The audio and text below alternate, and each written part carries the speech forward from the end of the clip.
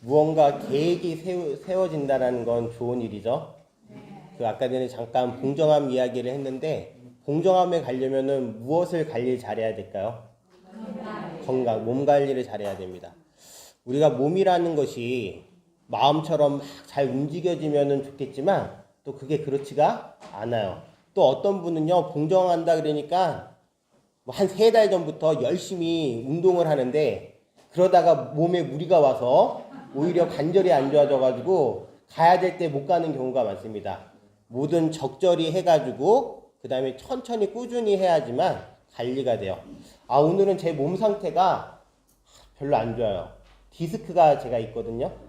이제 오늘 움직여 보니까 허리도 뻐근하고 좀 그런데, 자, 이렇게 제가 아프고 싶어서 아픈가요? 아닙니다. 컨디션이 어느 날은 좋고 어느 날은 나빠요. 물론 꾸준히 관리한다면 그거에 따른 무엇은 있겠죠? 좋아짐은 있을 겁니다.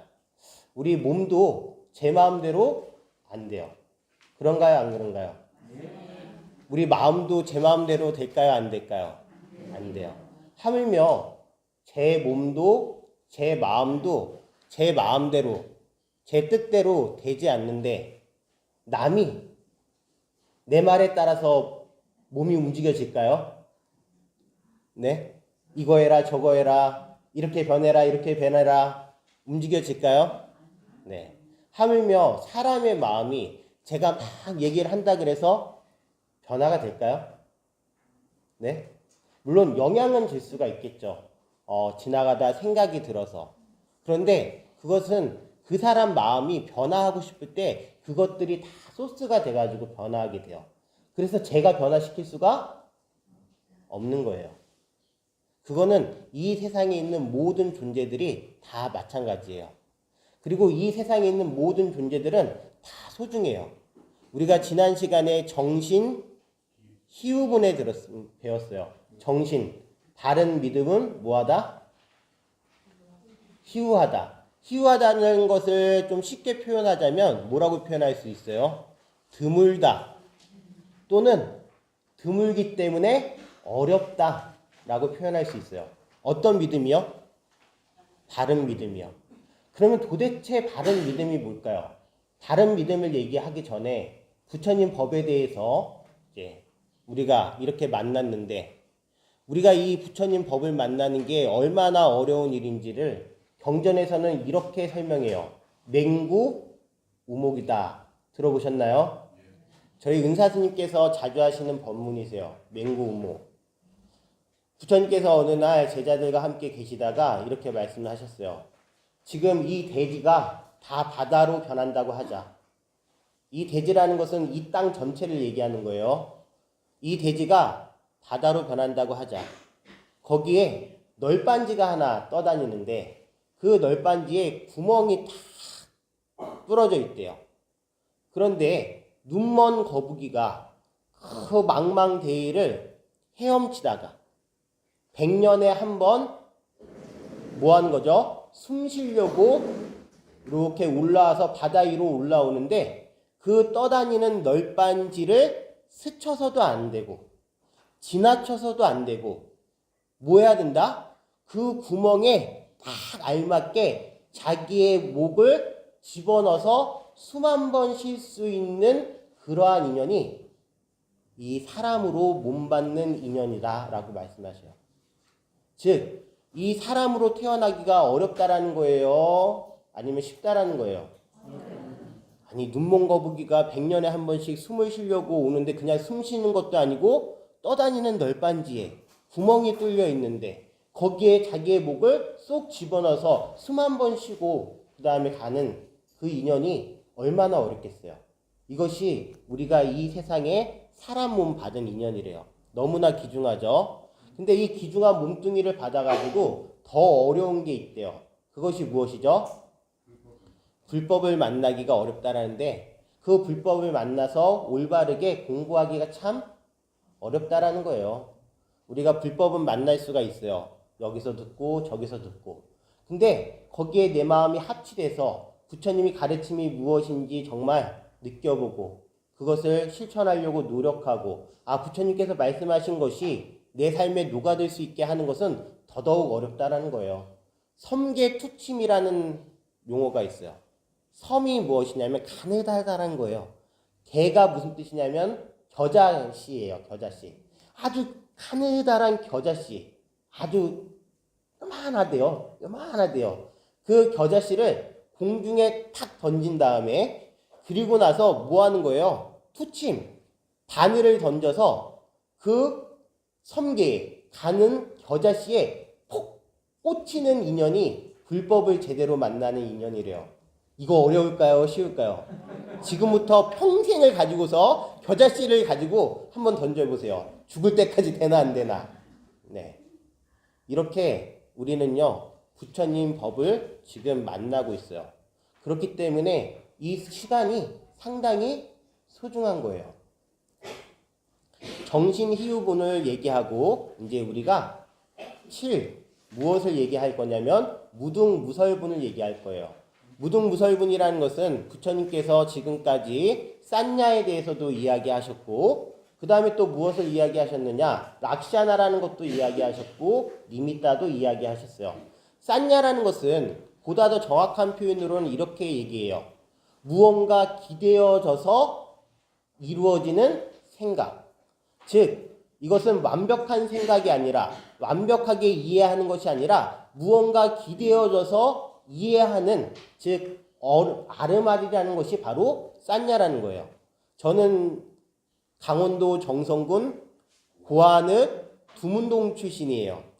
네, 아주 시골이에요, 시골. 근데 이 시골 어린아이가 피자라는 얘기는 들어봤지만 피자라는 걸 직접 먹어본 지도 없었어요. 그때는 인터넷이 없어서 피자가 어떻게 생겼는지도 몰라요. 그냥 서양 뭐라 그래요? 빈대떡. 피자를 옛날에는 뭐라 그랬냐면 시골에서 서양 빈대떡이라 그랬어요. 저희 때는 시골에서는요, 그 커피를 어떻게 마셨냐면은 미숫가루처럼 그 대접에다가 타가지고 마셨어요. 네, 뭐 이렇게 컵에다가 이런 거 생각을 못했어요. 양은 그릇에다가 다 마셨어요. 그게 이제 모르기 때문에 그런 거죠. 마찬가지예요. 피자에 대해서 그냥 서양 빈대떡이라는 것만 알고서 그것이 어떤 맛일 거다라고 대충 생각하고 있는 거. 이것은 무엇이냐면 무언가 기대어져서 나오는 생각, 즉 완벽하지 않은 지혜를 얘기해요. 하지만 중학교 때 전학을 가서 피자를 직접 보고 입에 넣었더니요, 뭐 이렇게 맛있는지 그제서야 무엇을 아는 거예요? 피자의 맛을 알고 피자라는 것을 아는 거예요. 이것을 우리는 무엇이라 그러냐면 통찰지 또는 현전지, 눈앞에 바로 있어서 바로 드러난 것, 그것을 우리는 다른 말로 두 자로 무엇이라 그런다? 반야라 그래요. 반야. 반야. 오늘 이 무등무설분에서 정말 반야가 무엇인지, 우리가 법을 만나는 자세가 무엇인지 한번 다시 공부해보는 시간을 갖도록 하겠습니다. 자, 그러면 읽어볼까요? 우선 한문 부분 읽어보겠습니다. 수보리 어이우나 열애득 아누다라 삼약삼보리야 열애 유소설법냐 수보리연 여아 해불 소설이 무유정법 명 아누다라 삼약삼보리 영무유정법 열애가설 하이고 열애 소설법 개불가치 불가설 비법 비비법 소이자 일체현성 개의무의법 이웃차별. 한글 부분 읽어보겠습니다. 수보리여 그대 생각은 어떠한가? 열애가 가장 높고 바른 깨달음을 얻었는가? 열애가 설한 법이 있는가? 수보리가 대답하였습니다. 제가 부처님께서 말씀하신 뜻을 이해하기로는 가장 높고 바른 깨달음이라 할 만한 정해진 법이 없고 또한 열애께서 설한 단정적인 법도 없습니다. 왜냐하면 열애께서 설한 법은 모두 얻을 수도 없고 설할 수도 없으며 법도 아니고 법 아님도 아니기 때문입니다. 그것은 모든 선현들이 다 무의법 속에서 차이가 있는 까닭입니다. 자, 무등무설분. 무엇이라고 얘기했죠? 얻을 것도 없고 그 다음에 설한 바도 없다라는 거예요.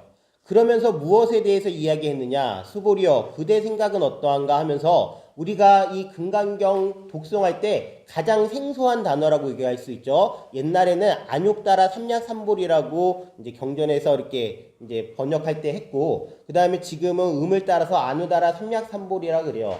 안우따라 삼약삼볼이, 안욕따라 삼약삼볼이, 그것을 한자로 해석을 하면 무상, 정, 등, 각이에요. 무상, 위 없이 높은. 즉 그것보다는 위가 있다 없다? 위가 있다 없다? 없다라는 거예요. 저도 무상한 키를 갖고 싶었지만 무상한 키가 아니에요. 저보다 높은 사람이 너무 많아요.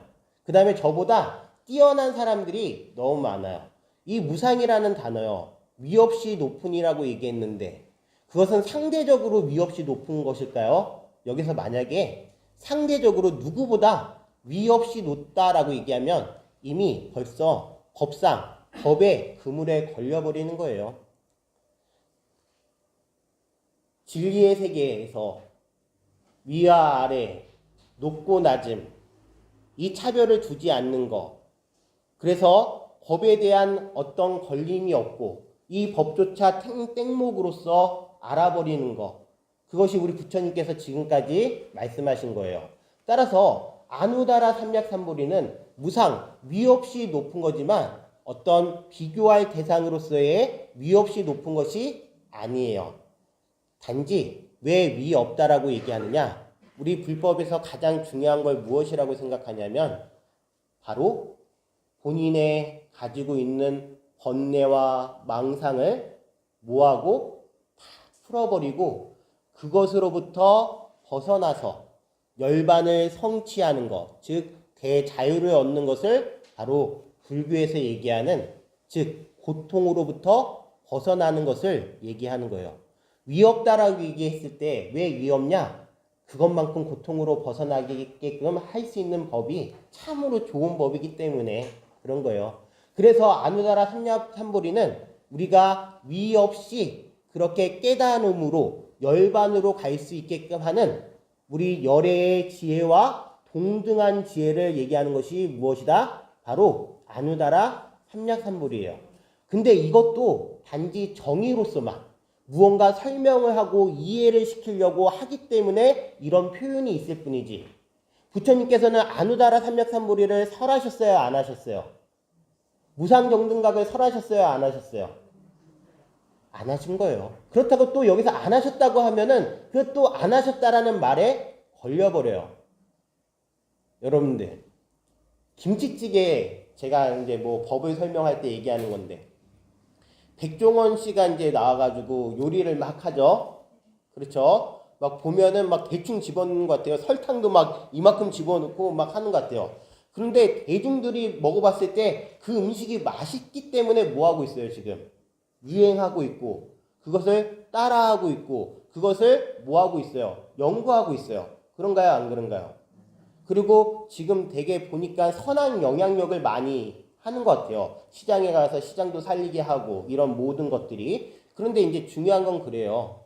우리가 아무리 레시피대로 티스푼으로 뭐 설탕 뭐 얼마, 그 다음에 무슨 맛술 얼마, 뭐 아무리 그런 걸 봐봤자 음식 잘 만드는 사람이 그냥 툭툭툭툭툭 던져서 먹는 그 맛에 비교할 수 없을 때 우리는 이 레시피가 중요한 거예요? 이 음식이 중요한 거예요? 음식이 중요해요. 마찬가지예요.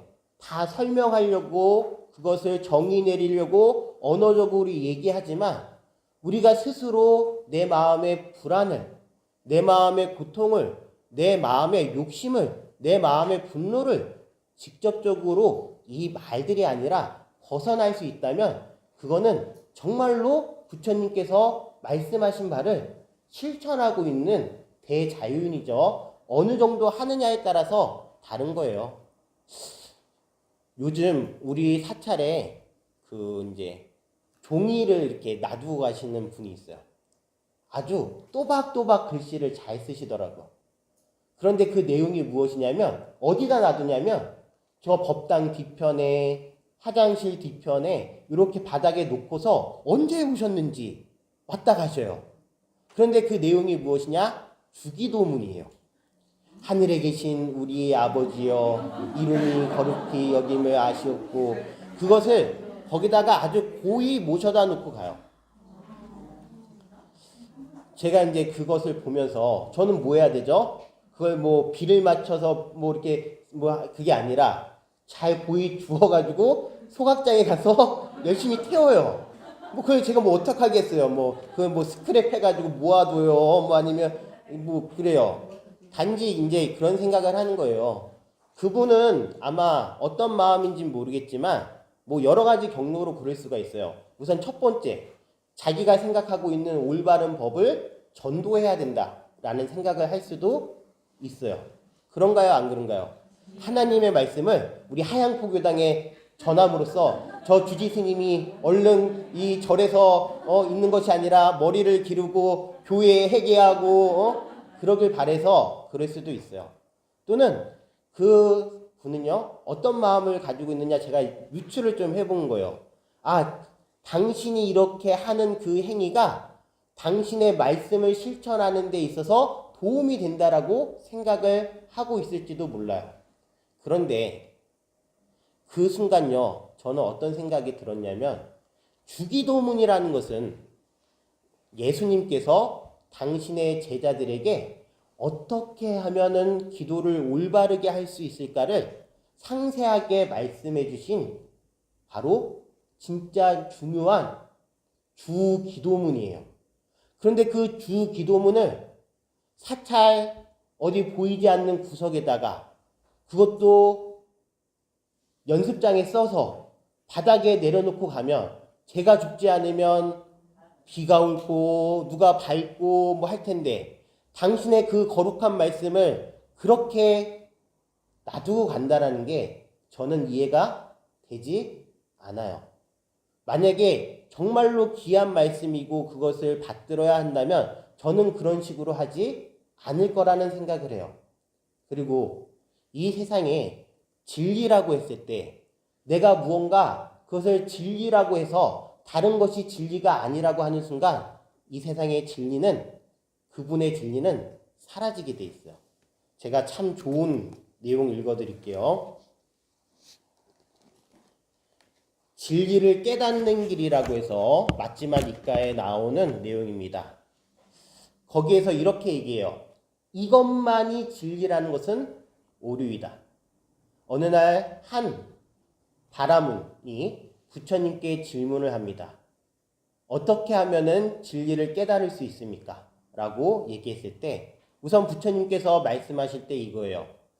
당신이 가지고 있는 것만이 진리라고 얘기했을 때 그것은 오류이다. 당신이 만약에 그것을 진리라고 생각을 한다면 그 말씀을 잘 듣고 당신 안에 잘 갇혀라. 그런 다음에 이제 얘기를 해요. 그렇다면은 부처님, 어떻게 하면 진리를 보호할 수 있습니까? 진리를 보호하는 방법에 대해서 부처님께서 말씀하십니다. 제가 얘기 드릴게요. 만일 어떤 견해를 찬성할 때 나는 그 견해를 찬성한다라고 말할 뿐 그 견해만이 진리이고 다른 견해는 잘못된 것이다 라고 단정적으로 말하지 않을 때 그는 진리를 보호한다. 그러나 아직 진리를 깨닫지는 못하였다.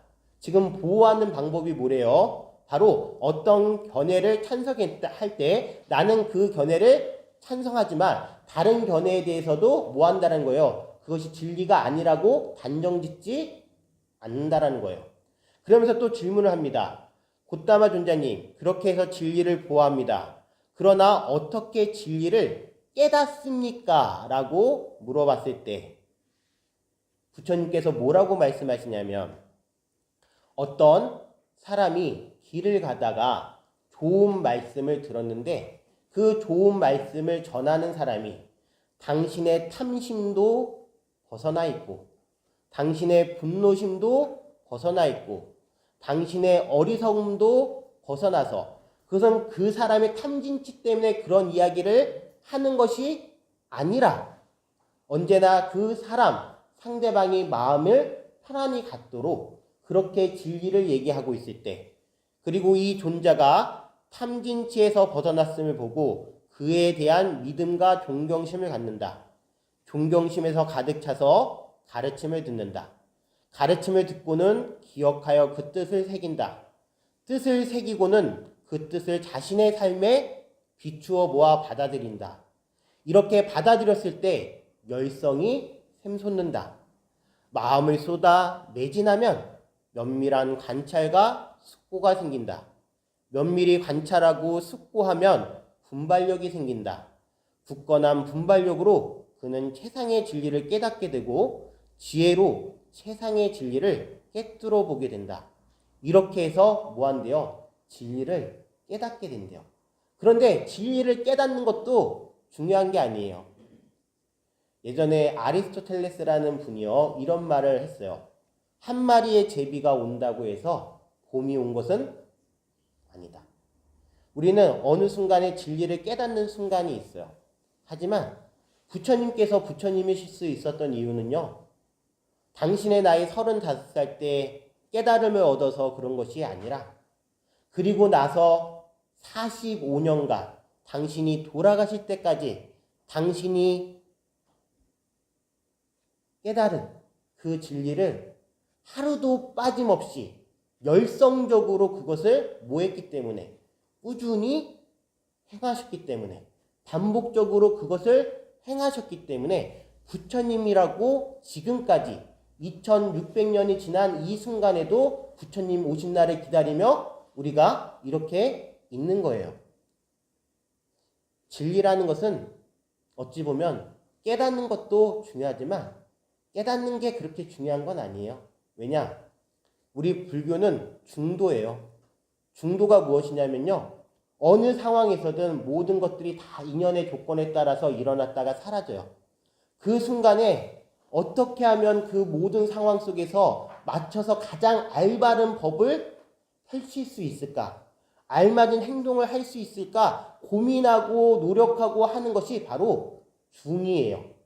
중이라는 것은 가운데가 아니라 그 순간 모든 순간에 우리 부처님께서 대기설법을 하셨듯, 즉 사람에 맞춰서 그 사람의 근기에 맞춰서 공부를 시키셨듯 가장 알맞고 적절한 것을 행하는 것이 우리의 실천적인 모습이라는 것. 그래서 아누다라 삼력삼불이라고 할 만한 것이 있다 없다? 정해진 것이 없다라는 거예요.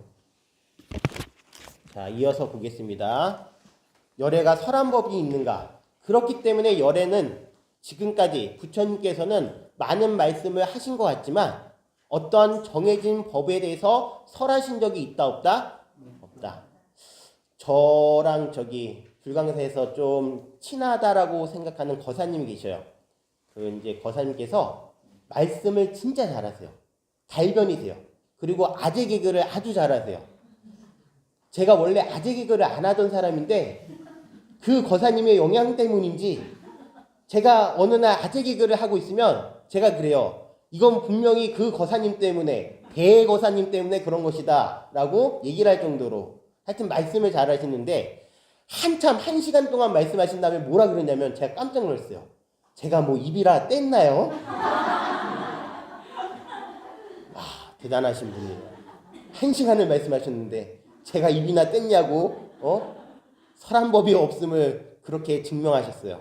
자, 이어서 읽어보겠습니다. 수보리가 대답하였습니다. 제가 부처님께서 말씀하신 뜻을 이해하기로는 가장 높고 바른 깨달음이라고 할 만한 정해진 법이 없고, 또한 열애께서 설한 단정적인 법도 없습니다라고 얘기합니다. 많은 제가 이제 공부를 하면서 우리 이제 승가에서도 스님들도 만나고 또 이제 또 다른 분들도 만나고 또 이야기도 많이 듣고 또 제가 배우는 점도 상당히 많이 있습니다. 근데 이제 여러 경험 속에서 제가 이제 기억에 남는 게 이제 제가 첫 출가했을 때 우선 은혜사에 오기 전에 은혜사 말사에 이제 산청에 있는 절에 있었어요. 거기서 이제 한 2달간, 3달간 있다가 제가 이제 은혜사로 왔는데 그때의 경험이 저한테는 아주 큰 경험이었어요. 너무나 소중한 경험이었고 그리고 제가 지금까지 이루지 못한 몸무게도 만들어 본 시간이었어요. 그 스님께서 이제 거기에 계신 이제 주지 스님께서 저를 이제 혹독하게 훈련을 시키셨죠. 처음에 이제 들어갔을 때 밖에 있었던 기운을 빼야 된다고 해서 이제 밖에 음식을 당연히 다 끊죠. 근데 음식을 끊는 게 어느 정도 수준이냐면 하루에 이제 한 끼 주는 거로 끝나지가 않아요. 나중에 한 뭐 일주일, 열흘이 지나가니까 이제 끼니도 주지 않고 무엇을 하냐면 쌀뜨물을 줘요. 그래서 그거 페트병 쌀뜨물 하나로 하루를 버티는 거예요. 다른 거 먹는 거 없이. 근데 문제는요. 그냥 앉아서 수행하고 참선하고 뭐 생각하고 그러는 게 아니에요. 행자기 때문에 뭐 하는 거예요? 아침서부터 그 아침이 새벽 2시 반이에요. 밤 9시까지 진짜 노동이란 노동은 다 해봤어요. 밭 갈아야죠. 밭 갈려면 뭐 해야 돼요? 비료 져다가 날라야 되죠. 갱이질 해야 되죠. 경작기 돌려야 되죠. 그것뿐만이 아니라 화장실 청소, 욕실 청소, 법당 청소, 법당의 자복 하나도 진짜로 흐트러짐 없이를 매일같이 그렇게 하고 있을 때, 와, 이거는 진짜로 견딜 수 없는 몸의 힘듦이 일어나요. 왜냐? 먹는 게 없으니까. 한 달이 지났는데 손톱이 1mm도 안 자랐어요. 왜냐? 들어가는 영양분이 없으니까. 온몸에 살이 쭉쭉쭉쭉쭉쭉쭉 다 빠져요. 그래서 그때 당시에 몸무게가 53kg 이렇게 나갔어요. 몸이 너무너무 가벼워요. 몸이 너무너무 가벼우니까 정신은 솔직히 맑아져요. 근데 정신이 맑아지는데 중요한 건 이거예요. 그렇게 하는 것이 물론 도움은 돼요. 무엇을 하는 데 있어서, 수행을 하는 데 있어서. 근데 계속 그렇게 하면은 뭐가 망가져요? 나중에 몸이 망가져요. 몸이 망가지면 그것을 꾸준히 할 수가 없어요. 게다가 그 스님에 대해서 뭐 얘기하는 것이 아니라 거기서 어떤 수행을 시켰냐면 옴 수행이라는 걸 시켜요. 옴. 옴이라는 것은 우주가 태초에 만들어지는 소리래요. 우리가 옴만이 밤매홈 할 때 옴이라는 것은 우주가 열리는 소리, 훔이라는 것은 우주가 닫히는 소리. 그래서 옴 하면 우주가 창조됐다가 사라지는. 그래서 옴 수행을 시키는데 옴을 그냥 하는 게 아니라 표현도 참 멋있어요. 진공묘유. 이 몸 상태를 진공묘유의 상태로 만들어서 이것을 옴 하는 거예요. 그래서 하루 종일 옴 해요. 근데 그 스님께서요. 정말 어느 날 방 안에서 이렇게 이만한 방이었을 거예요. 바닥에 앉으셔서 옴을 하는데요. 옴 하는데요. 사방이, 벽이 막 진동이 일어나는 거예요. 와, 대단하죠? 어마어마한 거예요. 사람이 하나 하는데 이 벽이 막 움직이는 거예요. 움직여요. 와, 저도 이제 생각을 했어요. 열심히 수행해가지고 이 벽을 움직이라. 그리고 거기에 오는 모든 사람들은 다 그렇게 다 앉아서 해요. 근데 중요한 건 그거예요. 거기에 이미 법이라는 것에 상이 있는 거예요. 옴해서 벽 울린다고 뭐가 달라져요?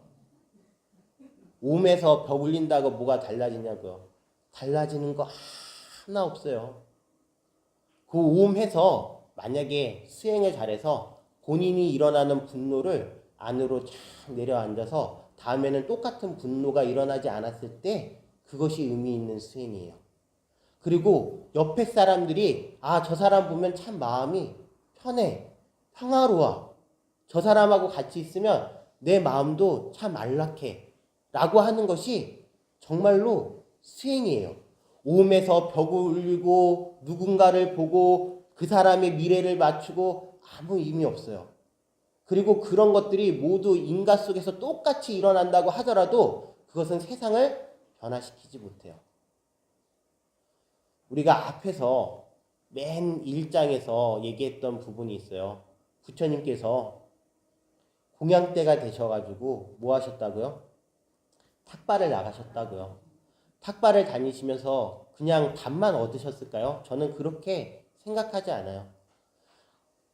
부처님께서 그 몸을 이끌고서 마을에 내려가셨을 때 다른 사람들의 사는 모습을 위로하고 치료하고 보듬어 주시기 위해서 가셨다라고 분명히 저는 믿어요. 저는 그렇게 믿어요. 그렇기 때문에 그 부처님의 자비로움이 이 금강경 전체에서 설해지고 있다라고 생각을 했을 때 지금 우리가 이 가장 높고 바른 깨달음이라고 할 만한 정해진 법이 없고 단정적인 법도 없고 무등무설 설해진 법도 없고 얻어진 법이 없는 이 없다 또는 법 이거에 초점을 맞출 것이 아니라 부처님께서 이렇게 우리에게 모든 싼약 즉 법이라는 싼약까지 지워주심으로써 우리에게 얼마나 자비로운 말씀을 하셨는지에 대해서 여러분들이 좀 생각을 해줬으면 좋겠습니다. 자, 이어서 볼게요. 왜냐하면 열애께서 설한 법은 모두 얻을 수도 없고 설할 수도 없으며 법도 아니고 법 아님도 아니기 때문입니다. 그것은 모든 성현들이 다 무위법 속에서 차이가 있는 까닭입니다.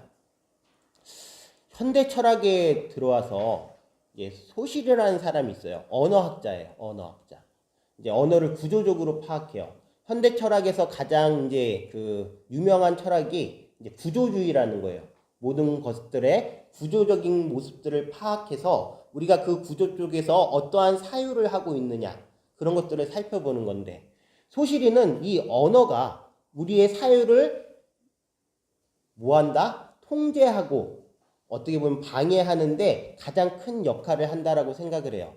우리는 이 세상에 참으로 언어에 많이 걸려 있어요. 여러분들, 저의 이름이 뭐예요? 선일이에요.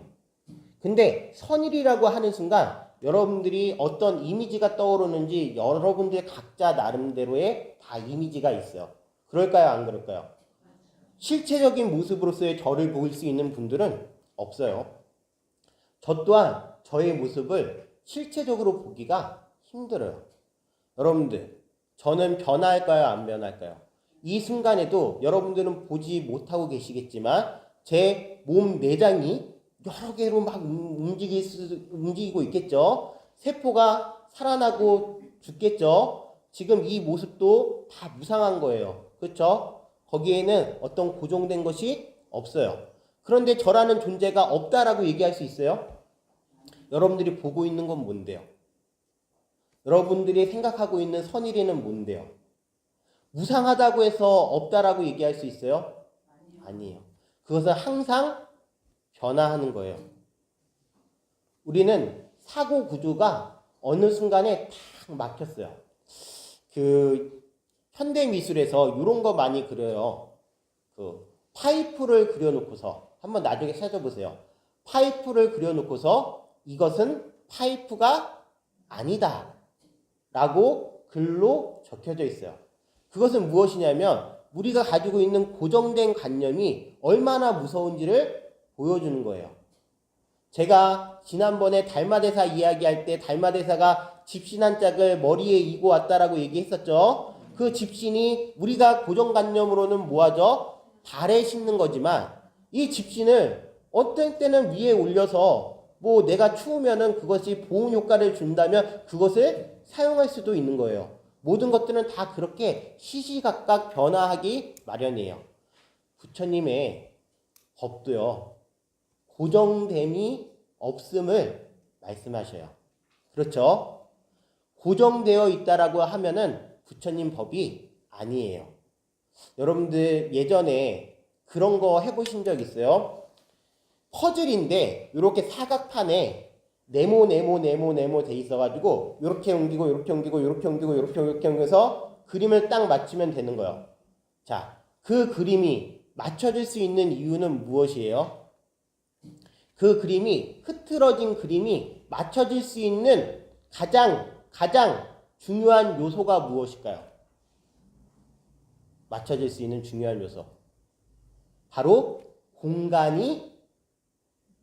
빈 공간이 남아있기 때문에 하나 빈 공간이 있기 때문에 때문에 이것을 옮기고 저것을 옮기고 저것을 옮기고 저것을 옮겨서 그림을 맞추는 거예요. 그런가요? 안 그런가요? 여러분들이 변화하는 이유, 생각이 변화하는 이유가 여러분들이 꽉 차 있기 때문에 변화할 수 있어요? 여러분들이 꽉 차 있다면 변화할 수가 없어요. 그 변화할 수가 없으면 여러분들은 수행을 해도 변화할 수가 없어요. 여러분들이 뭐하기 때문에 비어져 있기 때문에 다 모두 다 가능한 일이에요. 그래서 여기서 얘기하는 정해진 법 또는 법이다, 법이 아니다 그런 말들에 뭐 하면 안 돼요?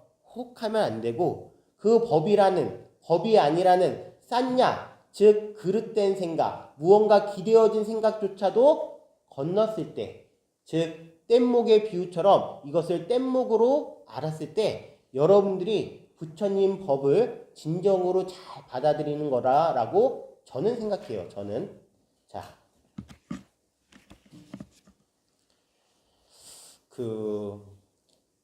이제 무문관이라는 책이 있습니다. 무문관이 무엇이냐면 이제 우리 선종에서 일종의 이제 아주 중요한 그 선어록이에요. 그 무문관 28칙 중에 무엇이 있냐면 구향용담이라는 게 있어요. 구향용담. 구향이라는 것은 오래일 구자예요. 향이라는 것은 소식을 얘기해요. 소식이 들려온다. 그 다음에 용담이라는 것은 스님의 이름이에요. 법명이에요. 용담 스님의 소문이 오랫동안 들려왔어요. 누구한테요? 누구한테 들려왔느냐? 덕산 스님이라는 분한테 용담 스님의 이 훌륭함이 오랫동안 전해져 왔대요. 들려왔대요. 이 덕산 스님은 우리가 당나라 시대에 그래요. 해능 스님도 이 남쪽 지방의 분이에요. 그리고 북쪽 지방의 분들이 있어요. 당나라 시대가 남북이 나뉘어져 가지고 남쪽을 약간 오랑캐 좀 지방 뭐 한방으로 생각하는 그러한 경향이 있어요. 그래서 북방에서 공부를 한 덕산 스님이 당신이 근간경을 열심히 공부를 해서 소초 즉 주석서까지 썼는데 지금 저 남쪽에서 용담 스님의 아주 그 뭐라 그럴까요? 법에 대한 그것이 막 퍼지고 있으니까 뭐 한 거죠? 내가 가서 한번 대거리를 해보겠다. 한번 보겠다. 어디 잘하나 안 잘하나 보겠다. 해가지고 이제 덕산 스님이 당신이 쓴 소초 주석서를 가지고 그 먼 길을 떠나서 바로 용담 스님을 찾아뵀어요. 용담 스님을 보자마자 뭐라고 얘기했냐면 오랫동안 용담의 소식을 들었는데 여기에 와보니 못, 즉 단모자예요. 못도 없고 용용자니까 용도 없다 라고 이야기한 거예요. 즉 가면서 벌써 이제 뭐 한 거죠? 당신이 얼마나 대단한 건지를 법거량으로 내세운 거죠. 그때 이제 덕산 스님이 용담 스님하고 법거리를 하셨던 것 같습니까? 아니면 해능 스님하고 영원 스님하고 법거리를 하셨던 것 같습니까? 해 스님? 덕산 스님이 용담 스님을 만났어요. 법거리를 하셨다고 했습니다. 네네. 덕산 스님이 용담 스님을 만나자마자 이제 오랫동안 용담의 소문을 들었는데 못도 없고 그 다음에 용도 없다라고 이야기를 한 거예요. 용담 스님이 보니까 괜찮은 것 같아요. 사람이. 그래가지고 용담이 바로 여기 있어 라고 해서 이제 누구를 덕산 스님을 뭐 한 거죠? 초대를 한 거예요. 두 분이 이제 밤새도록 근간경 이야기를 법에 대해서 이야기를 하셨나 봐요. 근데 덕산 스님이 뭔가 말을 막 잘하셨으니까 뭔가 뿌듯한 마음이 들어가지고 이제 방으로 이제 들어가려는 근데 어두우니까 이제 밤에 이제 들어가려는 하는 찰나에 용담 스님한테 스님 밖이 어두운데요 라고 말씀을 드렸어요. 그러자마자 용담 스님께서 지초라고 그러죠. 종이로 말아가지고 뭐 한 거죠? 불을 탁 붙여서 이제 앞을 볼 수 있도록 불을 비춰줬어요. 그 순간 덕산 스님이 이제 바깥으로 발을 내디려고 하는 순간 용담 스님이 뭐 한 거죠? 초를 분 거예요. 즉 불을 뭐 한 거죠? 꺼트린 거죠. 그 순간 덕산 스님이 깨달았대요. 무엇을 깨달았을까요? 덕산 스님이 무엇을 깨달았을까요? 어둠 속에서. 내가 이거까지 공부한 게 어떤 게 없어. 아, 맞습니다. 그 어둠을 보는 순간 자기가 지금까지 잡고 왔던 그것들이 단지 이 조그마한 촛불뿐이 안 됐다라는 거예요. 그것이 꺼지는 순간 당신 앞에 있는 것은 칠흑 같은 어둠이었어요. 우리가 무언가 알았다고 해서 이것을 들어서 모든 것을 다 이것으로 비추려고 하는 순간, 그 예전에 제가 좋아하는 그 노래가 있는데 Somewhere over the rainbow, 이게 어디 나왔던 노래냐면 그 도로시라고 아세요? 도로시? 그게 무슨 영화였죠? 무슨 드라마도 그게 오즈의 마법사. 아, 오즈의 마법사. 도로시와 토토 기억나세요? 너무 오래됐죠? 동화책 읽은 지. 도로시가 바로 누구냐면은 그 여자 아이 주인공이에요. 그리고 이제 오즈의 마법사, 오즈를 찾으러 가서 만나는 이야기인데 나중에 한번 보세요. 뭐 그 이제 도로시가 그 캔타스 주에 있는 거기서 살고 있었는데 뭐 강한 태풍이 허리케인이 와가지고 그게 이제 집이 떠내려가서 어디 그 떨어졌는데 마녀를 죽여가지고 뭐 이런 얘기가 나와요. 그 내용이. 근데 이제 오즈의 마법사를 찾으러 갔다고요. 근데 그 오즈의 마법사가 사는 곳은 뭐라고 나오냐면 에메랄드 왕국이래요. 에메랄드. 모든 것들이 다 에메랄드로 되어 있대요. 에메랄드로. 그런데요, 희한하게 그 도로시와 여러분들 아마 기억날 거예요. 도로시 양철 뭐죠? 뭐 그 하고 그다음에 허수아비 있고 라이언 호랑이 있고 다 같이 오즈의 마법사가 있는 그곳에 도착했을 때 그 문지기가 무엇을 주냐면 녹색 알이 있는 안경을 거기에 씌워줘요. 그 순간 모든 세계가 다 뭐로 보이는 거예요? 에메랄드 빛깔로 다 보이는 거예요. 우리가 가지고 있는 이 법이라는 모습도요, 어찌 보면 하나의 막에 불과해요. 그래서 그것을, 그 촛불을 확 꺼버리는 순간 다시 만나는 것은 어둠이고 바로 무명이에요. 무명이 뭐죠? 닳지 않다라는 거예요. 그래서 덕산스님께서는 당신이 쓴 소초를 다 태워버리고 다시 공부를 시작했어요. 마음 공부를. 지금까지 당신이 해왔던 공부가 얼마나 잘못된 건지를 바라보신 거죠. 그런데 참 중요한 게 있어요. 뭐냐면은 우리가 이렇게 무언가를 얘기할 때 꼭 여러분들도 좀 기억을 해두셨으면 좋겠다라는 내용인데, 이 세상을 살다 보면 우리가 무언가 도움을 주고 싶을 때가 있나요, 없나요? 있죠. 근데 이제 도움을 주고 싶을 때에도 그 도움이 일방적이어서는 안 돼요.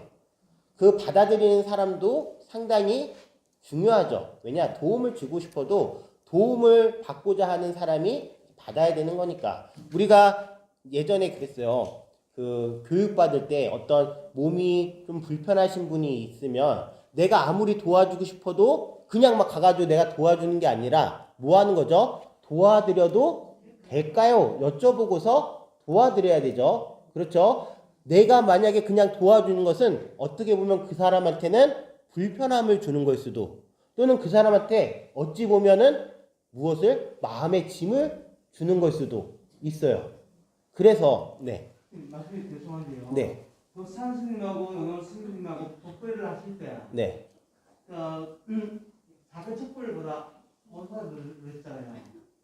아니, 네. 옷도 없고 영도 없다. 네.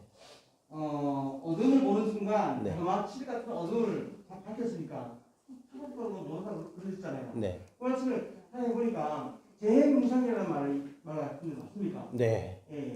아, 그 말씀을 드릴까 말까 네. 끌어갔다 드렸습니다. 죄송합니다. 네. 예. 그 재행이 무상이죠. 예. 모든 것들이 다 정해진 게 없죠. 다 변화하게 돼 있어요. 무언가 잡고 있는 순간 그것은 분명히 또 손에서 빠져나가요. 네. 그런데 아까 전에 제가 뭔 얘기했죠?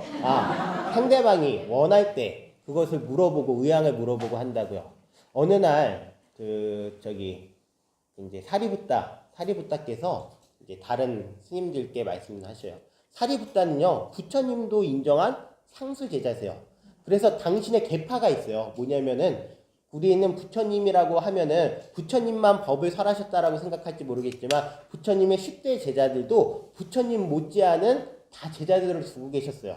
다 무엇이 있는 거죠? 계파가 있는 거예요. 상자들이 있는 거예요. 상자들이. 사리부타 존자께서 이제 말씀을 하셔요. 어떻게 하면 누군가에게 진리를 얘기하든 충고를 하든 어떻게 하면 그것이 올바른 방법이 될까라고 얘기했을 때 우선 첫 번째 무엇을 얘기하시냐? 나는 아무 때나 말하지 않고 알맞은 때에 말한다. 이 알맞은 때라는 게 참 중요하죠. 우리는요 그러지 못해요. 옛날에 그 드라마 보면요 꼭 밥 먹을 때 식구들 밥 먹을 때 모여가지고 너는 왜 그러냐? 애가 좀 일찍 다니고 그러니까 밥을 안 먹고 나 밥 안 먹어 하면서 방에 들어가죠. 때를 못 맞춰서 얘기하기 때문에 그래요. 아무리 그것이 맞는 얘기라고 하더라도 언제 얘기해야 된다? 알맞은 때 이야기해야 된다. 자, 그 다음에 두 번째. 나는 실제로 일어난 일만 말하지 있지도 않은 것들을 끌어들여다가 얘기하지 않는다.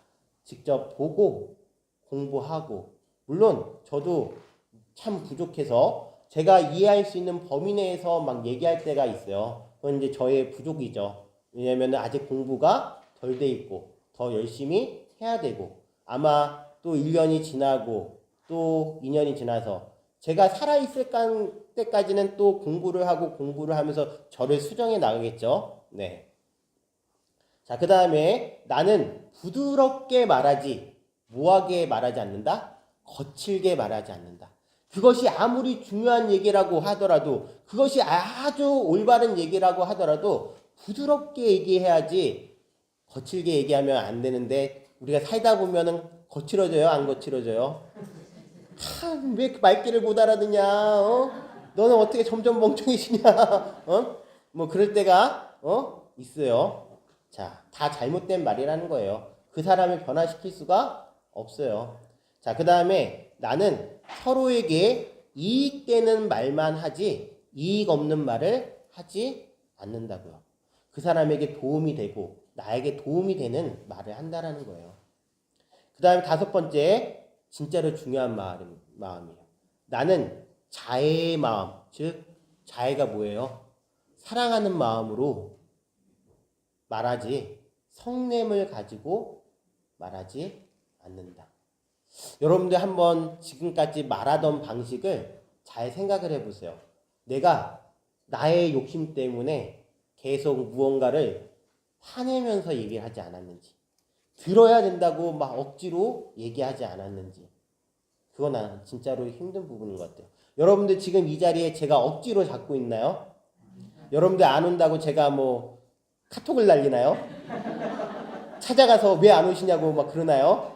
네, 그렇죠. 또 우리 불교는 오면 오는 대로 가면 가는 대로 목사님들처럼 뭐 다 연락해가지고 왜 안 오시냐? 아이 죄송합니다 목사님들 이렇게 신도 관리도 좀 하고 그래야 되는데 참 그게 잘 안 되죠. 여러분들 억지로 앉아 있는 게 아니에요. 그리고 제가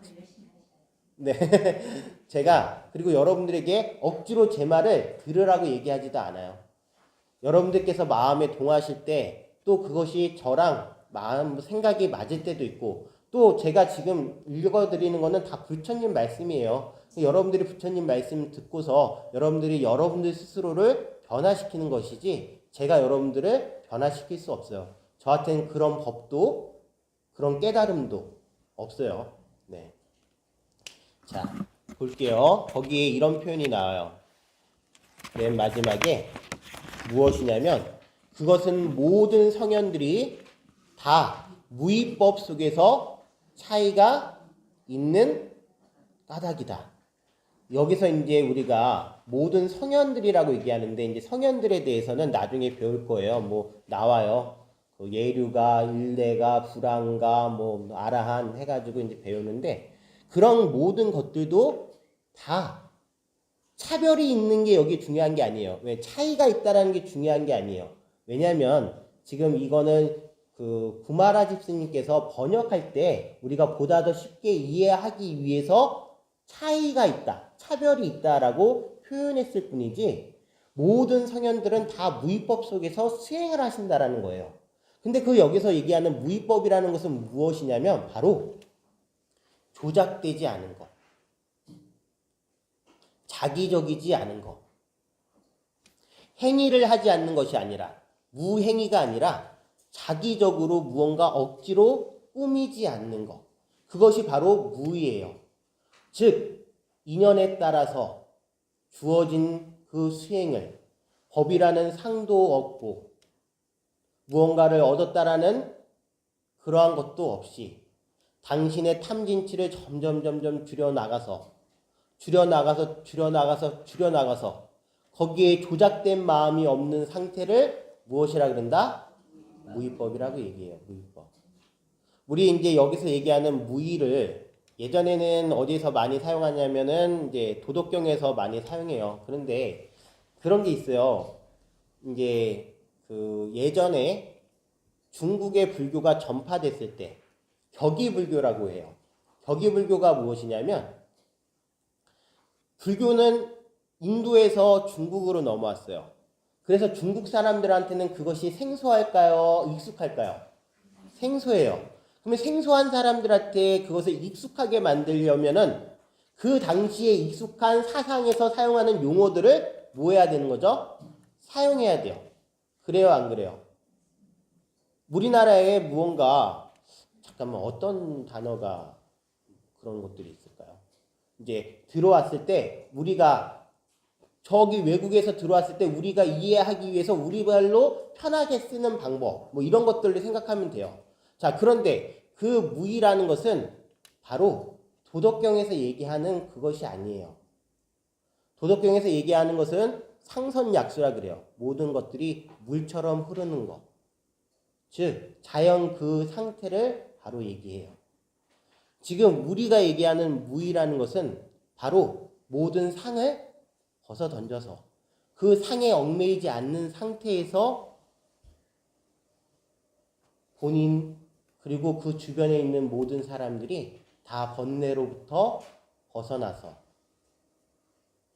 부처님께서 말씀하셨던 열반의 고요함을 성취할 수 있게끔 그 마음을 낸 선남자 선녀인들이 수행하는 과정 속에서 본인들 마음속에 그걸 말로 표현하려고 하니까 계속 이렇게 돌고 돌지만 말로 표현할 수 없는 그 무언가를 부처님께서 말씀하셨어요.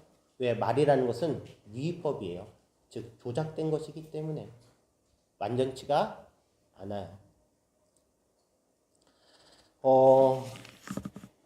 이런 표현이 있습니다. 삼계유여 국정륜 백천만겁 영미진 차심부량 금생도 갱대하생 도차신이라. 삼계유여 국정륜. 삼계는 마치 우물 속의 두레박 같아서 백천만겁 영미진 무량한 시간만큼 그 두레박이 뭐 하는 거예요? 수레바퀴 돌듯 돌고 돈다라는 거예요. 근데 그 무량한 시간만큼이 아니라 또 티끌만큼 많게끔 계속 돈다라는 거예요. 즉 우리의 삶이 삼계 속에서 살아가는 우리의 삶이 뭐 한다는 거예요? 계속 다람쥐처럼 쳇바퀴를 돌고 돌고 끊임없이 돌고 돌고 티끌수만큼 무량수만큼 무량시간만큼 계속 돌고 있다라는 거예요. 네. 대단히 죄송한데요. 네. 주님께서는 거룩하시고 다 완전하신 분이시라고 말씀하셨잖아요. 아, 제가요? 예. 제가 언제 그런 얘기를 했나요? 그런 거 아닙니까? 부처님께서는 거룩하시고 누가요? 말씀도 행동도 부처님께서는요? 예. 아니, 부처님께서는요. 그렇죠. 네. 그런데 선생님께서 말씀하셨는데 네. 완전하지가 않다. 부처님께서 완전하지 않다라고 얘기했나요? 그렇게 받아들이기 때문에 지분을 주는 겁니다. 그럼 제가 잘못 이야기했네요. 저는 부처님께서 완전하지 않다라고 얘기한 적이 없어요. 그건 만약에 그렇게 이해하셨다면 제가 죄송해요. 제가 죄송하고 다시 그 얘기를 하면은 네. 네네. 네네. 그렇죠. 부처님께서 완전하다. 근데 이제 우리가 완전하다라는 표현도요. 무엇을 완전하다라고 얘기했을 때 부처님께서는 육신을 가지고 계셨기 때문에 몸의 병약에 대해서는 완전히 그것을 벗어나시지는 않으셨겠죠. 단지 완전히 무엇을 하신 분이시다? 깨달으신 거, 탐욕을, 분노를, 어리석음을 다 여의셔서 네. 자, 만약에 완전하다는 표현을 한다면 저는 그렇게 이제 얘기를 하고, 자, 이제 이어서 얘기해도 될까요? 네. 차신부량 금생도, 이 몸을 금생에 제도하지 않으면, 즉 이 몸을 이번 생에 제도하지 않으면 인신낭득이에요. 사람 몸 받기가 참 어렵고, 그 다음에 불법 남봉이에요. 부처님 법 만나기가 어려운데, 이 몸을 금생에 제도하지 않으면 어느 생을 기다려, 즉 갱대하생 도차신, 어느 생을 기다려 제도하리요. 이번 생에 자기 자신을 제도할 수 있는 사람이 참으로 훌륭한 사람이죠. 네. 만약에 슬픔을 계속 느끼고 있는 분이라면 슬픔에 있는 당신을 스스로 제도하시는 분이 정말로 대단하신 분이고, 분노에 쌓여 있다면 그것을 벗어버릴 수 있는 분이 대단한 분이세요. 읽어볼게요. 스스로 만든 그무리의 거미처럼 욕망에 빠져버린 자들은 가래의 흐름에 떨어진다. 지혜로운 사람은 이것을 또한 끊고 나아간다. 바라는 바 없이 모든 괴로움을 버리고. 스스로 만들어 놓은 그물이 어떤 것인지는 여러분들 스스로 잘 알 거예요. 그것이 어떤 그물인지. 그런데 그 그물에 걸려서 있는 것은 다른 누군가가 아니라 바로 자기 자신이래요. 그것은 가래 때문에 그래요. 욕망의 대상을 만들지 마세요. 그것이 어떤 존재라도 욕망의 대상을 만드는 순간은 이미 가래에 떨어져서 그물에 걸리는 거예요. 부처님께서도 그 욕망의 대상 중에 우리 공부하는 사람들한테는 아누다라 삼약삼보리, 즉 무언가 정해진 법이 있고 무언가 깨달을 바가 있다라는 것 또한 바로 자기가 만들어 놓은 그물이라는 것을, 그래서 그것은 깨달음이 아니라 가래의 한 모습이라는 것을 우리에게 이렇게 참으로 알려주시고 있어요. 그래서 정신 희우분이에요. 다른 믿음은 드물고 어렵고 희우해요. 오늘 수업은 여기서 마치도록 하겠습니다. 감사합니다.